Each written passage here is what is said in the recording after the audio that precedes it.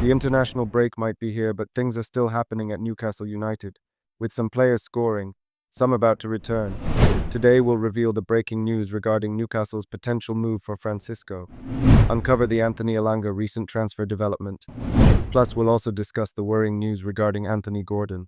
Say he didn't really do much on the training pitch, but then obviously when the Saudi owners came in, he stuck his boots on and a whistle, and it's like he was like, if I'm going, then I'm going to run you into the ground or something like that. So we're doing some running drills and he's just run us and he's blowing his whistle and he's just like making it into a little bit of a joke and stuff. He's like, they're over there watching me. A few moments later. Dwight Gale made some comments about your coaching at Newcastle on the training field and tactical stuff. Have you heard it? So I'm led to believe, yeah. Is that the legendary Dwight Gale, is it, who missed the chance in the quarter-final against Manchester City? Is that the same Dwight Gale? Okay, interesting.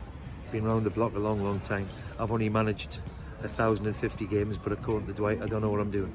So I like other people make their mind up and a bit more established than what Dwight ever was. As per, join us as we'll break it all down. Let's go! Starting off with the Pirlo-Gattuso hybrid. So the recent performances of Sandro Tonali have further solidified his reputation as a pivotal player for both club and country. In the Nations League quarterfinals, despite Italy's overall struggle against Germany in the return leg, which ended in a 3-3 draw, Tonali's earlier display in the first leg was nothing short of a masterclass. He scored his second international goal and was undeniably the standout player for Italy, shining brightly amidst a team that faced significant challenges. In that first leg, Tonali was a force to be reckoned with. He created the most chances for Italy, having an 8.3 match rating, 51 touches, 93% passing accuracy, 2 key passes, 3 out of 3 long balls, 1 big chance created, 2 out of 3 successful dribbles, and 7 out of 11 duels won. With 2 clearances, 3 interceptions, 4 tackles, and 0 times dribbled past, he showcased his defensive prowess by recording the highest number of tackles in the match. His performance was emblematic of his growth as a player, positioning him firmly at the next level of football. Tonali's ability to control the tempo of the game, combined with his aggressive style and stamina, paints him as a hybrid of Andrea Pirlo and Gennaro Gattuso. Consistently brilliant in every game, he has demonstrated an effortless ability to glide across the pitch, delivering metronomic passing and scoring crucial goals when his team needs them most. This blend of creativity and tenacity makes Tonali a truly world-class talent, capable of influencing matches at the highest level.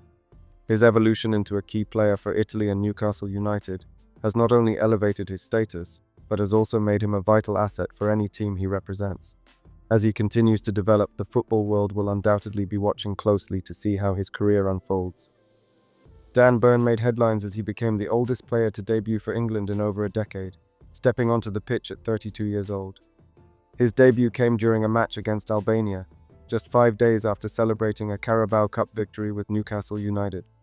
In the game, Burn showcased an outstanding performance, with an 8.0 match rating, 153 touches, 99% pass accuracy, 14 passes in final third, 7 clearances, 3 out of 3 successful long balls, 2 out of 2 tackles won, and 2 ball recoveries.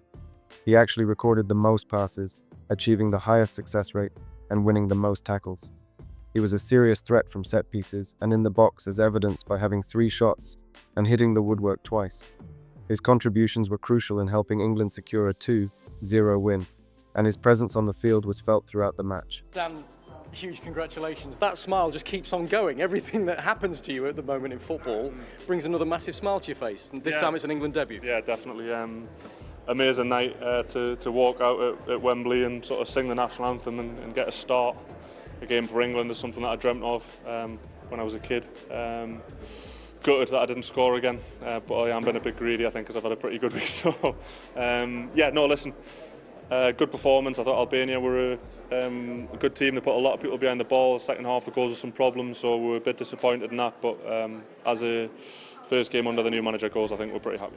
Did you think you'd scored when that one hit the bar? Yes, I did. Unfortunately, it didn't go in. But listen, I think when I score, I tend to go on a little run. So I feel like every time now that there's a corner coming in, I'm going to get to it and at least hit the target. So hopefully I'll get one soon. You looked really, really comfortable out there. Is that easier when you're making your England debut at 32, or you just look consummate? You looked as though you'd been playing for England for years. No, yeah, definitely. I think listen, I've played a lot of games. So I've got that experience under my belt, and I felt pretty calm the whole day, to be honest. I feel like I've earned my place. I've trained well all week. I feel as if I've done what I told the manager I would do when I came in, and settled into the group pretty quickly. So I was calm, and it helped that I came here and won at the weekend. I think that sort of settled my nerves a little bit. But yeah, I felt like really enjoyed it. However, the evening took a worrying turn with the injury of Anthony Gordon. The winger replaced Marcus Rashford late in the game for his first appearance under New England manager Thomas Tuchel. Having a 6.7 match rating, 16 minutes, 11 touches, 7 out of 8 accurate passes, 1 accurate long ball, and 1 duel won. Unfortunately, Gordon's cameo was marred by a troubling hip injury. He went down twice during the match and required treatment after the final whistle. While his teammates celebrated the victory, Gordon was seen heading straight down the tunnel, visibly in pain following a heavy knock. Speaking after the match, Tuchel expressed concern over the situation, noting, "He looks injured. I thought it was his stomach, but it's his hip and it does not look good. It's a bit worrying." The England team then went on and confirmed the severity of Gordon's injury the following morning, stating, "Anthony Gordon has withdrawn from Three Lions camp, having sustained an injury during Friday night's 2-0 win over Albania. The forward has returned to Newcastle United for further assessment." This injury is a significant setback for Gordon, especially considering he was poised to start in the upcoming match against Latvia. Moreover, he had already missed the previous Sunday's Cup final due to suspension, which complicated his situation further. With the suspension still in effect, he will also miss the home clash against Brentford, meaning he has until Newcastle's trip to Leicester on April 7th to recover. Fans are hopeful that Gordon's injury is merely a bad dead leg that will heal quickly, allowing him to return to action soon. As the situation develops, Newcastle United will be monitoring his recovery closely as they look to have their key players fit and available for the busy schedule ahead. Then, Tyno was an unused substitute for England during their match. Meanwhile, Odysseas Vlachodimos also found himself as an unused substitute for Greece. On the other hand, Martin Dubravka had a more eventful time with Slovakia. In the first leg against Slovakia, with a 7.5 match rating, he managed to earn a clean sheet in a hard-fought 0-0 draw, but more really demonstrated his ball-playing ability and composure under pressure with 39 touches, 100% passing accuracy from 29 passes attempted, and 5 out of 5 accurate long balls. However, it was in the second leg where Dubravka truly shone. Having an 8.0 match rating, 6 saves, 5 inside the box, 1 punch, he produced massive saves that were crucial in ensuring Slovakia's progression as they clinched a 1-0 victory after extra time.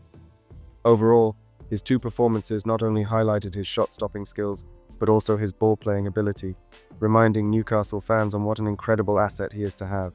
In a recent update regarding potential transfer targets for Newcastle United, the focus shifted to the Swedish national team, where Alexander Isak was joined by fellow forward Anthony Elanga. The duo formed a striking partnership in a friendly match against Luxembourg, but the game ended in a surprising 1-0 defeat for Sweden. Despite Isak receiving criticism from Swedish media for his performance, he managed to achieve the highest overall of 7.5 match rating, with 3 shots, 2 out of 3 successful dribbles, 40 touches, 82% passing accuracy, 1 key pass and 4 out of 5 duels won, while Elanga scored a 6.5 match rating.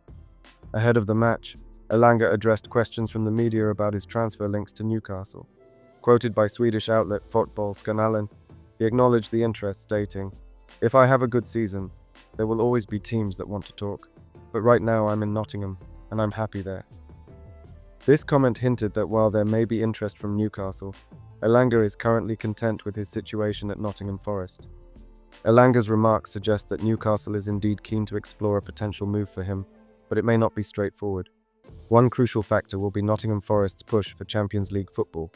Currently sitting third in the Premier League table, Forest is in a strong position to secure a qualification spot, which could make it more challenging for Newcastle to lure Elanga away in the summer. As Newcastle currently sits in 6th place, they will need to improve their standing and secure a Champions League spot themselves if they hope to compete effectively for Elanga's signature.